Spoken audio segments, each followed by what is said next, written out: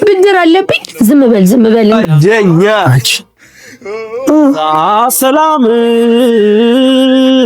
ያ ቸካ ጠብ የሚያደርገው ልጅ ነው። ብድር አለብኝ። ዝም በል እንዳትጠራው። ወይኔ ጉድ ይፈላ እንዳትጠራው። ብር አበድሮኛል። በእናትህ መግቢያ መውጫ ሰጣኝ እና መልሽለት እመልስለታለሁ። ደግሞ ለመመለስ አዎ መልሽለት። ይመለስለታል። መልሽለት። ጥሪው ልጥራው እንዴ? እመልስለታለሁ። በጣም ፋን ምን አገባው እሱ? ቤኪ አይሰማም።